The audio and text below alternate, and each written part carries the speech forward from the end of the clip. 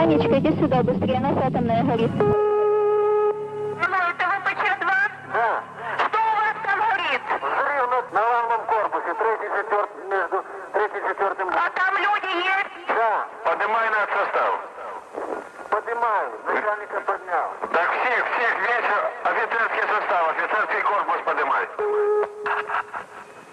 Пожарная охрана. Алло, Иванков? Да. Значит, вы выезжаете в Припять? Алло? Да, я слышу. На атомную станцию выезжаете. Там третий, четвертый блок, горит крыша. Пожарная охрана. Алло, Полесская? Да. Вы, значит, выезжаете на атомную станцию, там горит крыша третьего, четвертого блока. Jako pierwsza na miejsce katastrofy przyjeżdża załoga pod dowództwem Władimira Prawika, 23-letniego porucznika Straży Pożarnej. Какая обстановка у вас там? Спросите что-нибудь полегче.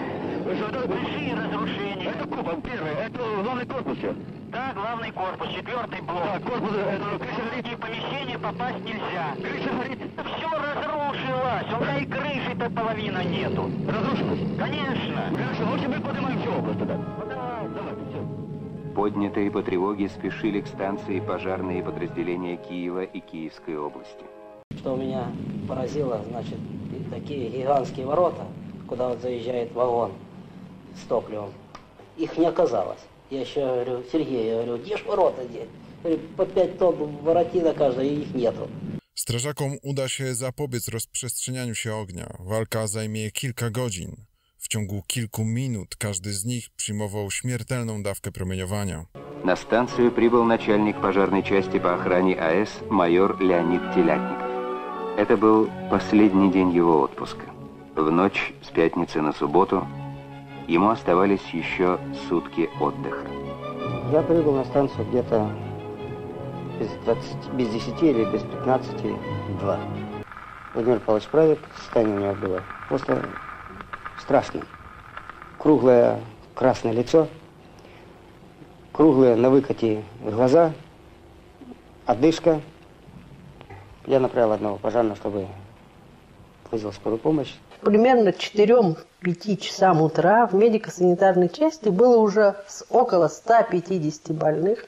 Был один тяжелый больной, одного искали на территории обрушенного блока. И для меня стало ясно, что это, конечно, не пожар по быстроте формирования этих состояний, и что всех надо везти в клинику. Mosковskie время 6 часов утра. Władzom w Moskwie raportowane są pierwsze informacje. To komunikacyjny chaos. Мне позвонил домой, на даче, где я жил, под Москвой. Позвонил майорец Анатолий Иванович, министр энергетики нашей страны. Вот, и сказал, что на Чернобыльской станции на Украине произошел взрыв ночью. Я стал спрашивать, что за взрыв, что взорвалось там. Может быть, генератор, допустим, это бывали такие случаи. Он говорит, я знаю, что произошел взрыв, но детали я не знаю. Я говорю, ну вот, давайте так, я уезжаю, где-то 8:30 я буду на работе. Вот к этому времени вы должны полностью выяснить, что произошло глубокой ночью на Чернобыльской станции. O ile premier Nikołaj Ryszkow jest informowany o wybuchu, to sekretarz generalny Michał Gorbaczow dowiaduje się zaledwie o awarii. Первая информация была такой. Авария, пожар. А о взрыве нет ни слова. Исходя из того, что взрыва нет. Jeszcze inne informacje otrzymuje Walentina Szewczenko, szefowa Rady Najwyższej Ukrainy. Позвонил мне в 9 часов утра Друдинец Василий Васильевич, первый заместитель министра внутренних дел. Была пожежа, так сказать, на Чернобыльской атомной станции. Пожар. Я говорю, что за пожар, Василий Васильевич?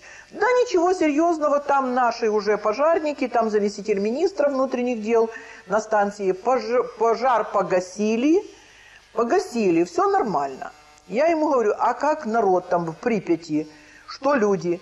Есть ли какая-то опасность? Он говорит, да нет, вот идет там свадьба, вот, люди ловят рыбку, там копают огороды, садят огороды и так далее. Все нормально. W efekcie nikt nie podejmuje żadnych decyzji. Mieszkańcy leżącego przy elektrowni miasta Prypeć, nieświadomi zagrożenia, zaczynają kolejny dzień. Дать информацию по радио, телевидению, закрыть окна, не выходить на улицу. Ничего не сделали. Мы властям доложили, что надо запретить все посещения школ, садиков и так далее. Но почему этого не случилось, что дети пошли в школу, я не знаю. 26 kwietnia to sobota. Rodzice wychodzą z dziećmi na spacer, ciesząc się słoneczną pogodą. Nie zdają sobie sprawy o zagrożeniu, jakie niesie wybuch reaktora. To jego pierwsze zdjęcie zrobione po wybuchu, wykonane z helikoptera przez fotografa Igora Kostina. И через минуту мои камеры все заклинили. Я не понимал, вот почему. Я думал, что моторы моих камер, разрядились, да?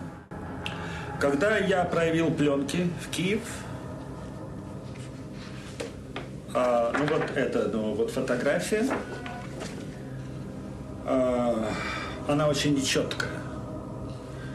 Она имеет... Эту фотографию вначале проявил рентгеновское излучение. O 10 rano w Prypeci pojawiają się pierwsi mundurowi, to oddział cywilnej ochrony.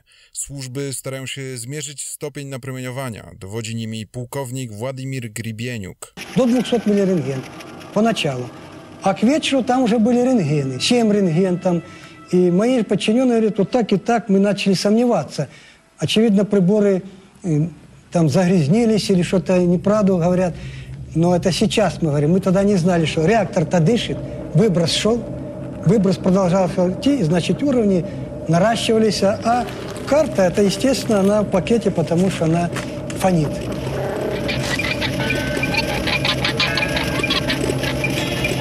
Столовый электрон, вот столовый электрон, 2080 рентген. 2080 рентген. Я испугался за подчиненных. Говорю, как ты туда мог зайти? Dostając więcej informacji, rząd Ryszkowa powołuje specjalną komisję do zbadania przyczyn. Na jej czele staje Borys Szczerbina, zastępca Ryszkowa. 11 часов утра я подписал постановление. Нашли мы Щербину в Оренбурге. Я ему сказал, чтобы он немедленно летел в Москву, добирался. И в 2 или в 3 часа дня спецсамолет уже был на аэродроме. И комиссия, куда вошли ученые, и во главе с Щербиной. W skład komisji wchodzi również słynny akademik Валерий Легасов. Мне пришлось появиться на Чернобыльской атомной станции через несколько часов после случившейся такой крупной аварии. Честно говоря, я никогда не думал, что воочию могу увидеть такую аварию, которую специалисты, занимающиеся атомной энергетикой, считали весьма маловероятной. И вот она произошла. Выше! Вова! Держи это место! Держи! Держи! Где дым идет? Где дым?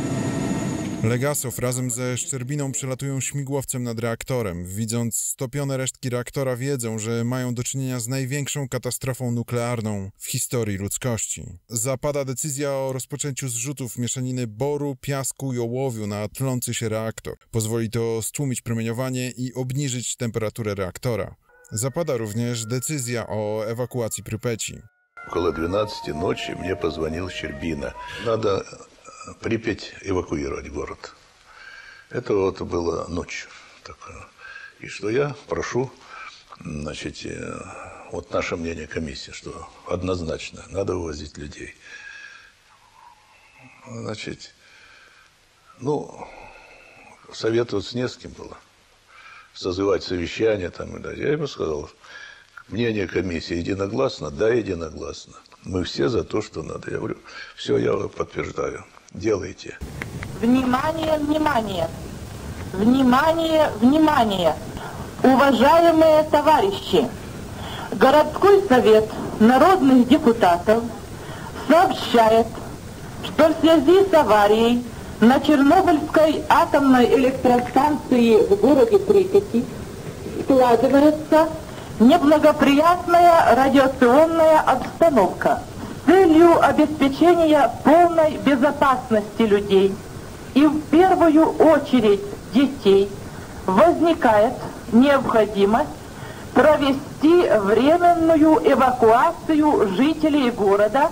Для этого каждому жилому дому сегодня, 27 апреля, начиная с 14:00 часов, будут поданы автобусы в сопровождении работников милиции и представителей горисполкома. Рекомендуется с собой взять документы, крайне необходимые вещи, а также, на первый случай, продукты питания. Товарищи, временно оставляя свое жилье, не забудьте, пожалуйста, закрыть окна, выключить электрические и газовые приборы, перекрыть водопроводные краны. Просим соблюдать спокойствие, организованность и порядок при проведении временnej ewakuacji. To film nagrany w dniu ewakuacji. Widoczne białe plamy są efektem promieniowania oddziałującego na taśmę. Autor tego filmu nie żyje. Mimo ewakuacji Prypeci radzieckie media nie informują o katastrofie. Po latach Gorbaczow będzie to tłumaczył brakiem informacji. Эти 3 суток мы не сдали ситуацию. И назвали ее нештатной, видишь? И нам в Политбюро пришла информация. Вообще в Москву. Случилась авария. На 4-м блоке. Пожар идет. Что это означает? Какой пожар? Ему сказано было, что взорвался реактор, что принято решение ночью. Я же ему сказал, что ночью принято решение мной о эвакуации города Припять. 40 000 человек надо вывести. Он это все прекрасно знал. А зачем мы вывозили? Из-за пожара, что ли? Tymczasem radioaktywna chmura zaczyna przemieszczać się na północ Europy. Dociera do krajów znajdujących się poza granicami ZSRR. Начали кричать первыми шведы. Pierwszy alarm przychodzi ze szwedzkiej elektrowni atomowej Forsmark, gdzie u pracowników przychodzących do pracy wykryte zostają ślady promieniowania 5-krotnie przekraczające normę. Тогда, после этого, американцы перевели свои спутники и начали прочесывать нашу страну. И вылезли на Чернобыль. Zalewana pytaniami z całego świata Moskwa jest zmuszona do wyjawienia prawdy. Gorbaczow zgadza się na upublicznienie krótkiego, lakonicznego komunikatu. Это была малюсенькая заметочка всего в несколько строк, то и должен сказать, что мы особого, по-моему, значения ей не придали. И заверстали ее так, как обычно верстали в программу «Время». Видимо, в начале были какие-то события, связанные с Центральным комитетом партии. Добрый вечер. Здравствуйте, товарищи. Сегодня генеральный секретарь ЦК КПСС Вашингтон встретился после телеконференции сегодня в Бейруте в ливанскими на Гаити сохраняется комендантский час. Боюсь сейчас не точно сказать, но думаю, что мы верстали где-то ее в середину официальной части. На Чернобыльской атомной электростанции произошла авария. Поврежден один из атомных реакторов. Принимаются меры по ликвидации последствий аварии. Пострадавшим оказывается помощь. Создана правительственная комиссия. Zachodnie media błyskawicznie podejmują temat. For the first time ever, the Soviet Union admits it has had a nuclear accident, and it's clearly a major one. Good evening, I'm Ted Koppel, and this is Nightline. It seems virtually certain that what the Soviets have experienced is a nuclear meltdown. How serious and far-reaching would the effects be? Brak konkretów sprawia, że zachodni dziennikarze domyślają się faktów, rozdmuchując medialne spekulacje. Environmental experts predicted that the radioactive air mass from Chernobyl would drift across Siberia and into Japan during the first week of May. Scientists believe the invisible radioactive cloud will continue on across the Pacific. If that movement continues in that direction in several days, that air mass would move to the United States. In this unfolding nuclear nightmare of an atomic reactor gone wild near Kiev, this is what we are hearing tonight. A United Press International report, so far unconfirmed, that more than 2,000 may be dead. W rzeczywistości w tym momencie były tylko 2 ofiary śmiertelne Czarnobyla. Much remains unknown. Radzieckie media, odpowiadając na panikę Zachodu, przesadzają w drugą stronę, bagatelizując problem. Сейчас мы вам покажем фотографию, сделанную одним из сотрудников Чернобыльской атомной электростанции спустя короткое время после аварии. Как вы можете сами убедиться, никаких гигантских, как пишут некоторые западные агентства, разрушений и пожаров нет. Авария произошла. Но раздавать ее размера, как это делают некоторые буржуазные средства массовой информации, распространяя нелепые слухи, вряд ли уместно. В дальнейшем мы будем вас информировать о состоянии дел на Чернобыльской атомной станции, о ходе работ по ликвидации последствий аварии. Ofiarami tej medialnej wojny staną się obywatele Kijowa, położonego około 100 km na południe od Czarnobyla. Władze w Moskwie nakazują, by 1 maja odbył się tam tradycyjny pochód z udziałem tysięcy ludzi. Zakłada się, że typowa średnia roczna dawka odpromieniowania to od 1,5 do 3,5 milisiewertów rocznie. Podczas pochodu w Kijowie było to 30 milisiewertów na godzinę. Prześwietlenie klatki piersiowej to dawka 0,1 milisiewerta, czyli to tak jakby w ciągu godziny uczestnicy pochodu byli prześwietlani 300 razy. Щербицкий, первый секретарь Украины, пошел с семьей своей, с внуками на демонстрацию. Ну и вообще нам казалось это очень важно, чтобы не допустить паники. Но если бы мы знали, что вот уже выбросы, все это произошло. Szczerbicki umrze w ciągu 4 lat. Według oficjalnej wersji z powodu długiej choroby. Według relacji najbliższych popełnił samobójstwo. W tym czasie leczeni w moskiewskim szpitalu strażacy są w dobrej formie. List porucznika Prawika do żony i córki, wysłany w maju. Żyję dobrze. Jak wiecie, umieścili nas w klinice pod nadzorem. Dla mnie wesoło, bo cała moja drużyna jest ze mną. Chodzimy, spacerujemy, cieszymy się wieczorną Moskwą. Jedyny problem w tym, że cieszymy się nią przez okno. Potrwa to najwyraźniej jeszcze 1,5 lub 2 miesiące. Nadia, czytasz mój list i płaczesz. Nie ma potrzeby, wytrzyj łzy. Wszystko ułożyło się dobrze. Dożyjemy jeszcze 100 lat, zobaczysz. A nasza ukochana córka przerośnie cię 3 razy. Tęsknię za wami mocno. Zamykam oczy i was widzę. Нам было тяжело психологически, потому что мы знали, что у многих дела будут плохие. Сразу было ясно по целому ряду синдромов, симптомов о том, что около 30 человек еще живы, но уже убиты радиацией. И вот только тогда мы все поняли, что на Чернобыльской атомной станции произошло нечто страшное. Już po kilku dniach stan chorych się pogarsza.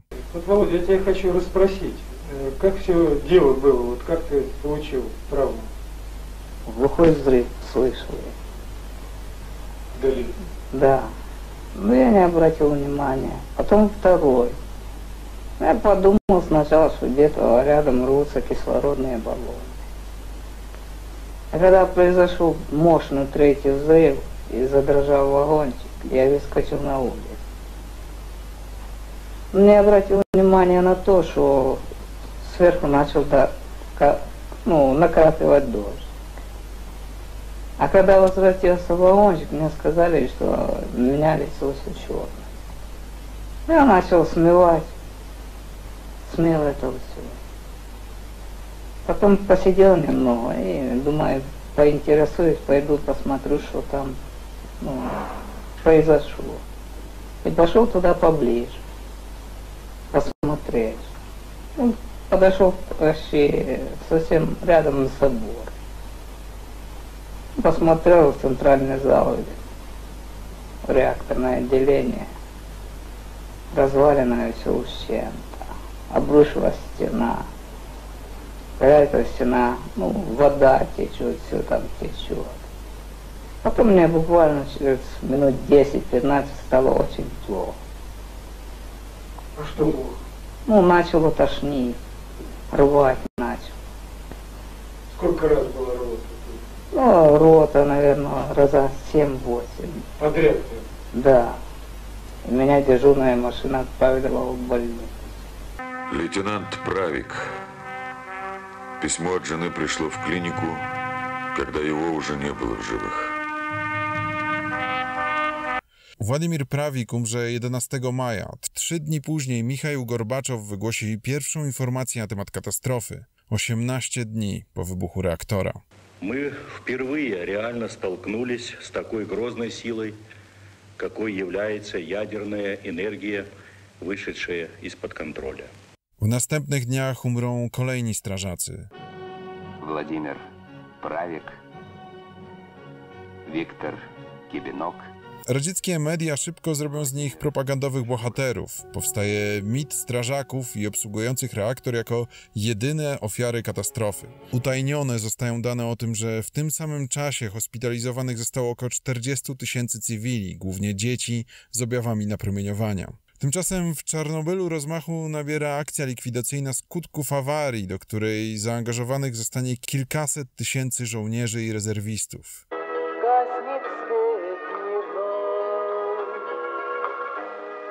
Prypieć zamienia się w miasto widmo pozbawione mieszkańców.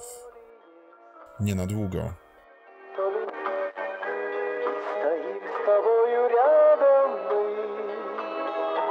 На пороге тьмы